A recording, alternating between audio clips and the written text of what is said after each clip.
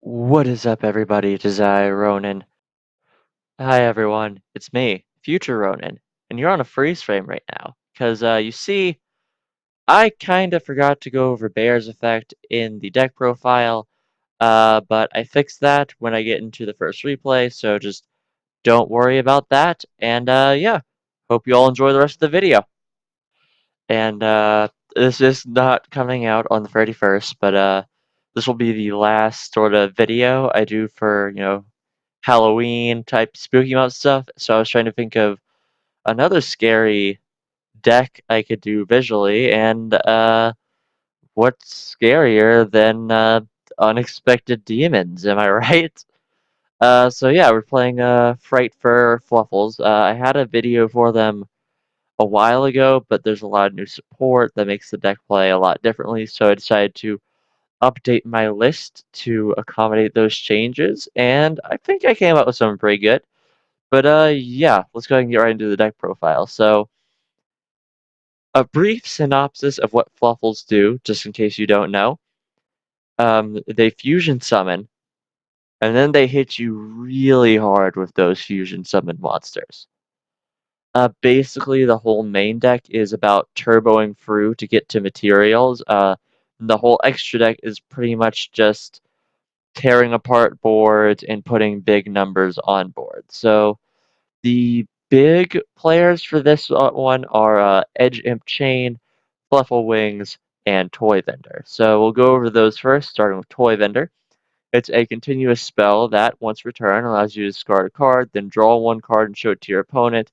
If it is a Fluffle monster, you can special summon one monster from your hand, but if it's not, you just discard the card you drew. And if this is sent to the graveyard by any means, you can add an Edgent Sabers or Fluffle monster from your deck to your hand. So, you might be wondering why you would play this when you can, I don't know, just not have to worry about going neg. Well, what it comes down to is a lot of Fluffle stuff wants to be in the graveyard or discarded. The best example being Edge Imp Chain, but we'll go over him in a little bit. But yeah, Toy Vendor is a great consistency booster. You can put things you want into the graveyard for use, and allows you to get lots of searches if you can get it into the graveyard with Fluffle Wings, which we will go over now. Fluffle Wings is a level 1 fairy. Should say this now. All of the main deck Fluffles are fairies. And it has some pretty neat abilities. So if it's in the graveyard, as well as you having another Fluffle monster and controlling the Toy Vendor spell, you are able to banish it to draw a card. Then you can draw again if you pop your Toy Vendor, and also banish another Fluffle monster, of course. So yeah, basically Fluffle Wings is Pot of Greed. Uh, well, actually, no, it's slightly better than Pot of Greed, even because you get the Toy Vendor pop effect to search another card. So yeah, this is the best example I can think of what Fluffles do. They just turbo through their deck so quickly. Lots of just natural draw power. It's really great. And Fluffle Wings is a pretty good thing to do off of that. So generally what you like to see is Toy Vendor, activate it by discarding Wings, sending an Edge Imp Chain to the graveyard off the draw, or just sending the Edge Imp Chain, which we will go over now. So Edge Chain is one of the more important aspects of the deck. So, what the thing about Fluffles is they're divided into Fluffles, Fright Furs, and Edge Imp monsters. And all the fusion monsters require some combination of Fluffle and Edge Imp. Let's go over Chain real fast. So, it's a level 4 Fiend with 1200 attack and 1800 defense. And when it declares attack, you can add another copy of itself from your deck to your hand. And if it's sent from the field or hand to the graveyard, you can add a Fright for card from your deck to your hand as a card once returned. So what you will be searching with this is either Fright for Fusion or Fright for Patchwork. We'll go over Patchwork first. So Patchwork adds any Edge Imp monster and a Polymerization from your deck to your hand as a hard once returned. Very simple searching, so that's really good. And Fright for Fusion lets you fusion summon a Fright for monster from the extra deck by banishing fusion monsters listed on it from the field or grave. also a hard once per turn. So yeah, dump a chain, search a patchwork, activate patchwork to get your polymerization as well as a saber or another chain, and from there you can pretty much just combo off. Uh, so yeah, that's the basic combo of things that you would normally want to do. The rest of the deck is pretty much just consistency boosting. However, before we go further into that, I do want to go over a new Link monster that was recently released, as I am sure many of you already know about it, but it is Clefheap. So Clefheap requires two monsters with a different name, and if a monster is a special summon zone that it points to, you can activate one of these effects, applying the one that it corresponds to the monster you are summoning. In our case, it is Fusion Monsters, so we will only go over that.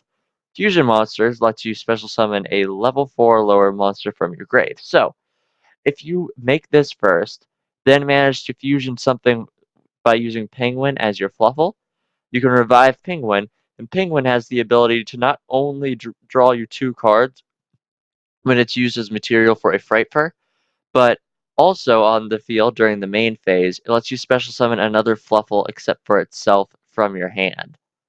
So what Woolleap does is it gives you zones for your fluffles, makes Penguin into a insane extender for you, and just makes it so that you can play the deck as it played before Master Rule 4. So yeah, Clefheap is really good. Run some amount of it. We just went over Penguin and why he's dope because, draw 2 plus Monster Reborns. Fluffle Dog, when normal or special, lets you add an Edgent Sabers or Fluffle monster from your deck to your hand, except itself. Gamma Seal is a kaiju because this is a going second deck and monster negations are scary. We have Fluffle Sheep, who special summons itself when you control another Fluffle already on the field.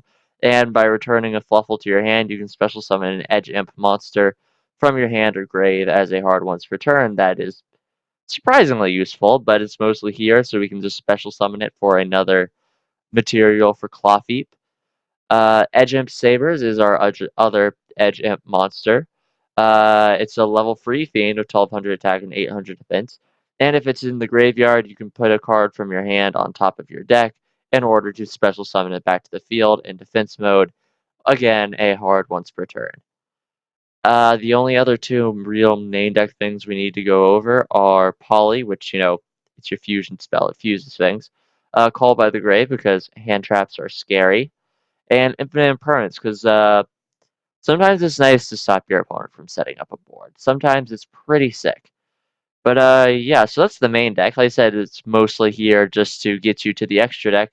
So let's go ahead and go over that. So we already went over Clefheap and why it helps so much. Link Karibo, it's another way to get a wings in the graveyard. Plus, it's somewhat of a first turn play that the deck can use, so it's alright. Nightmare packets for monsters, spell trap, and general removal. Now we're going to go into the fusion monsters, starting with the most important one and the key to the Fluffle strategy in Master Rule 4, Fright Fur Sabertooth. So Fright Fur Sabertooth requires one Fright Fur fusion monster as well as one or more Fluffle or Edge Imp monsters. And when it's fusion summoned, you can target a Fright Fur monster in your grave to special summon it. All Fright Fur monsters you control gain 400 attack, and if this was summoned using 3 or more fusion materials, it cannot be destroyed by battle or card effects. So basically, what you want to do for Fluffles in Master Rule 4 is first make a fusion monster. It doesn't really matter which one, it just kind of depends what your needs are. Generally, I would recommend Kraken, but we'll go over the why in a second. From there, you then fusion summon again using the fusion monster you just made in order to make Sabertooth. Then Sabertooth will revive the monster you used as material, powering it up and giving you 2 big beaters with insane battle/remove effects. And then you just process repeat as many times as you can, bringing back Sabertooths. Uh, so yeah, that's basically what you want to try to do with this deck. Just make a bunch of Sabertooths. Like I said, Clefheap helps immensely with this. But now let's go ahead and go over your Your more generic options, the things you go into first, starting with the one you'll most likely be going into, Fright for Kraken. Requires one Edge Imp monster as well as a Fluffle monster, and once per turn, it lets you target a monster your opponent controls to send it to the graveyard. However, it cannot attack directly the turn that this effect was activated, and it can attack twice during each battle phase, and once per turn at the end of the battle phase. If it battled, you can change it to defense position. So it's a very good card. It's non-destruction removal, still targeting, which is unfortunate, but it is non-destruction removal. It attacks twice. It switches itself in defense mode. It's very good, and it is a soft once per turn. So if you were to, say, bring it back from the graveyard, you could use the effect again if your opponent had some troublesome monster effects going on. So yeah, most of the time you're going to be making him to before you go into Sabertooths. Now, for my personal favorite Frightfur, and one I could probably be running at one if I'm being real with myself, Frightfur Wolf. So it requires Edgemp Sabers and one or more Fluffle monsters. It must be fusion summoned and cannot be special summoned by other ways, and it attacks a number of times each battle phase up to the number of fusion material used for its summon. So if your opponent just leaves you with an open board, make a 4 material wolf, pop, pop, pop, pop, that's game. So yeah, personally, I love Wolf. I think it's a really cool card. But again, it's one of those weird situations where your opponent kind of has to have like an unsubstantial or like completely open board. So it is very niche when you can use it, but it is definitely helpful. I probably could be running it at one, but you should always run some amount of it, I think. Now we have the other popular target before going into Sabertooth, Fright for Tiger. So it requires Edgemp Sabers and one or more Fluffle monsters. And when it's fusion summoned, you can target cards on the field up to the number of fusion materials used for its summon, and you pop them. Also, all Fright for monsters you control gain 300 attack for each Fluffle and Fright for monster you control. You can only control one Fright for Tiger. So this is a great way to tear apart a board before going into Sabertooth, assuming your opponent has a board that, say, Kraken can't handle on its own. The fact that it destroys any card is super great. It can even pop your own, so you could go plus off of Toy Vendor Sands if you needed to. But yeah, it's a really good card. It powers up everything, especially because you're going to just keep getting more fusion monsters, ideally. And yeah, Tiger is a very good target before Sabertooth if you really need that removal. And the last one we have is Fright for a Sheep. 2000 attack, 2000 defense, requires Edge and Chain and another Fluffle. And if it battles, it has the Archimedes effect. And if it's destroyed by battle and sent to the grave, or destroyed by an opponent's card effect, as long as it's sent to the grave, that is, you can special summon it, and it gains 800 attack as a hard once per turn. So you keep it in those situations where your opponent's using like a 5 back row deck. Like it hardly ever comes up that you will be using it, but it's good to have around if you just kind of need it. The revival effect is also pretty nice because as long as your opponent's trying to deal with it, it plays around Master Rule 4 by itself, so it's not awful. But keep it at one, mostly for the Archimedes effect, honestly. So yeah, now we just have the side deck. We have Nibiru. I tried main decking Nibiru over Gamcell, but I just didn't encounter enough situations where it was going to help me. Uh, just not a whole lot of combo decks right now. So it's in the side, but beyond that, Gamazil is just kind of a little more efficient, but we can switch it out at any time, or if you feel more comfortable with Nibiru, trade it for the Gamazil, your call.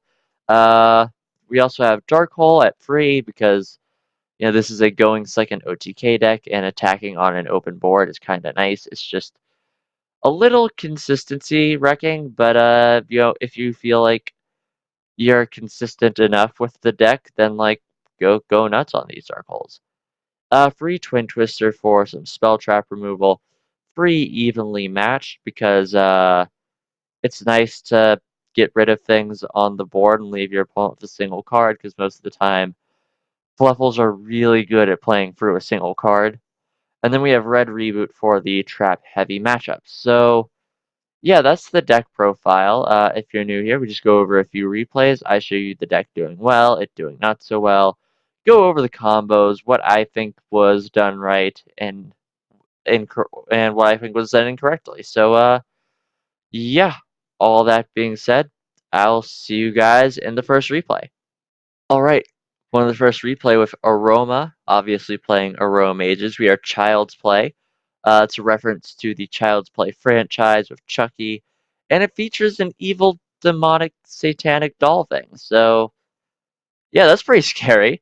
But yeah, so we are going to go second as we would like to do. And this is actually a really good hand, but you guys are going to see the deck kind of in action. But let's see what our opponent does first. I will say he's actually playing a really cool tech card in this Evilcella Ludia. I like that card. I don't know if it's played in a lot of Aromage builds, but it's actually really cool, and I do like that. So our opponent so far opened up fairly decently. Cauldron of the Old Man for the 500 life point gain, summon the Aromage Jasmine to get that extra draw, and Jasmine's ability, because he has higher life points, he now gets a additional normal summon, which was the Lone Fire, which he used to make Aromage Laurier. Uh, so yeah, he's going to go ahead and make Jasmine. Laurier is going to give him more life points because they're sent to the grave, and he's going to get a search for the Kanaga. Or was it the Laurier? I think he searched Laurier, actually. So he special summons Laurier because he can special summon it because he has more life points than me. And then he's going to go ahead and use Jasmine's ability to trade out Laurier for the Evil Ludia, so I can no longer target his Cauldron of the Old Man with anything. He'll also be setting the Blessed Winds. Blessed Winds is a really good trap. And then there's our turn. So we're going to draw and we get another Patchwork, which is a little unfortunate because you can only activate one Patchwork per turn. Yeah, so we'll go ahead and activate Patchwork. He's going to go ahead to use Blessed Winds to get some life points.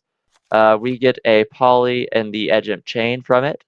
So we are basically set at this point to just go off. Jasmine's going to search on a planet though, so we search Dog to get Wings in hand. Activate Vendor. Vendor is going to be sending our Wings because we're going to hopefully have another fright or a fluffal in there in a second for draws. But yeah, because Bender is sent to the graveyard, we also got another search of the penguin, and now because we control Fluffle, we are able to summon Sheep from hand, which we'll use to go into Clawfeep, and then Wings effect banish it as well as the sheep to pop the toy vendor, draw two, get a search of the sabers this time. Then we're going to activate the polymerization to make the fright for a tiger, which will be able to pop his friends here, so we have an open board to go against. Then we're going to get penguin for the draw two, and Clawfeep will be reviving the penguin. So we have to draw two, and then we get a search off a toy vendor. We search bear because bear lets you tribute itself in order to get a polymerization back from your graveyard. I also forgot to mention bear's other effect in the profile. That is my bad, but you can discard it to set toy vendor directly from your deck. So with Penguin's ability, we're going to special summon Bear from our hand. Bear will tribute to get a polymerization back, which we will activate again, summoning the Fright for Sabretooth. Then with Sabretooth's ability, we'll be reviving Tiger. And because Edge Imp was sent to the grave, we will also get a search for a Fright Fur card. He is, however, going to activate that to get some life points. We search the Fright for Fusion, which we will now activate to make a wolf. And from here, we basically have game. Our wolf was made with 5 materials, I believe. So yeah, we're just going to attack for game here. So even though he did gain a lot of life points, we are able to pretty easily tear through him. And yeah, that's basically the deck working ideally. Like I said, a lot of it is the fact that this deck has insane consistency boosting just because of what it naturally is, and Clawfeep makes it so much better. And yeah, however, next game, I'm going to show you what happens when things don't go so swimmingly. I'll see you there. Okay, going to the final replay with Jahan Pip. He is playing Heroes, and this isn't a bad hand. I want to say that right now. We have Toy Vendor access. We have penguins, so we'll be able to make sheep, get penguin revived. We do have a edge imp sabers, so we have access to some fusion monsters. But the big problem here is well, yeah, our opponent has a Nibiru. This is a combo deck, and naturally, all the existing counters to straight up combo, uh, they hurt the deck immensely and painfully and make me cry. And even though our opponent does not have much of a board here, uh, normally because we drew chain, which is kind of nuts, by the way, we just be blasted through man's board. But there's that dumb rock in the way. But yeah, so you're gonna watch me build a board and be very sad about it. We even got lucky and top decked the toy vendor discard. Uh, yeah, so he starts the dog. Patchwork as well. Dog's gonna go ahead and get us wings. This is a really good hand, guys. This is nuts. This is actually an OTK. But don't worry, because yeah, and see, here's the thing I was talking about earlier, actually, where you can pop your own toy vendor to get search. It's pretty cool. Yeah, so we're about to go insanely plus, and then we're just gonna try to extend into Sabretooth, bring back Tiger, special summon with the Penguin, and then just keep going. But yeah, how about our boy just says no? Here's a rock. Okay, you're looking pretty hot there, my man. But have you seen Extinction? Uh, yeah, so we have a big token in our turn ends. Now we actually do come back from this a little bit, and it's really kind of cool, but it's not as good as it could be. So yeah, our opponent's just kind of doing hero things. Gonna go ahead and make the Malicious Bane. Just attack. The Honesty Neos powers it up. We take 3k. Take a little more. It is our turn, and we're going to try to mount a comeback here. The Bear is a pretty good top deck for that. I'm not gonna lie. So we discard Bear to go ahead and set another Toy Vendor. Activate the Toy Vendor by discarding the Sabers, which is fine. We just kind of wanted to put it in the graveyard. Our opponent's going to Ash us. I would have much preferred to, get the potential summon, but hey, that's not always lucky. Thankfully, though, Wings is active, so we are able to pop our Toy Vendor to thankfully get another search. We did get the Fright for Fusion, which is so good for us right now. Yeah, so we search Summon Dog. Dog gives us Sheep. We use Sheep to make Clawfeep. Then we use the Fright for Fusion to make a Sabretooth. Sabretooth revives a Sabretooth from our graveyard, as well as another monster. This time we went with Dog, just for the pure numbers game of it. I probably should have gone for Bear here. But that's my bad. So yeah, we make another Sabretooth, and we can attack over his board a little bit. Unfortunately, he does get the increase. We attack over the Nibiru, and now it's just Malicious Bane on the field. And you know what? I am proud of this little bit of comeback. I am. Like, I feel like off of one card, even though there were some top decks, like, this was, generally speaking, a pretty good turn. Uh, but yeah, so our opponent's going to go ahead and do more hero things. Yeah, search hero monsters, make a sold, and then just sort of attack. So attacks over the dog, attacks over the Clawfeep. Malicious Bane goes ahead and gets rid of the dog to gain some attack points. Unfortunately, Malicious Bane cannot be destroyed by battle or card effect, and we don't really have much in the way of removal for it right now outside of our evenly matched in the side deck. So yeah, we're just going to attack over the increase, pass turn up, set the cold, and our opponent is basically just going to be able to attack for game at this point. Yeah. So, well, Clawfeep was a huge boon to this deck, and I think it is infinitely better in Master Rule 4 now. Uh, the issue is there's other things like Nibiru or Dark Ruler no more or any super strong like battle things that just stop this deck cold. And I kind of hate that because I love this deck actually. I think it's really fun to play, and I don't know. It's a little upsetting that there's just so many generic counters to it. But beyond that, I really think this is like a with Coffee once it comes out in the TCG because we are in the TCG, at least I am in the TCG. Uh, I think this deck's gonna. I think this deck might come back a little bit because I don't know. I'm sure I don't even have like the best build. Like there are obviously people who have been playing decks like Fluffals longer than I have, and like even I was able to pull off some super strong boards like consistently. So I don't know. I think this deck is cool, and I can't wait for Clawfeet to come to the TCG because yeah, no, I think it's gonna be cool. But let me know what you think of the deck. Any ways I could improve it? Any other decks you might want me to play? And just generally, how do you like sort of the theming of this month? I'm trying to do some unique stuff. Don't have a whole lot of plans right now, but maybe themes is a thing. I don't know. Let me know if you guys think it's a thing though, because I had fun with it. But yeah. That all being said, like if you liked, comment if you guys want to say, and subscribe if you want some more. This has been Ronin, signing off.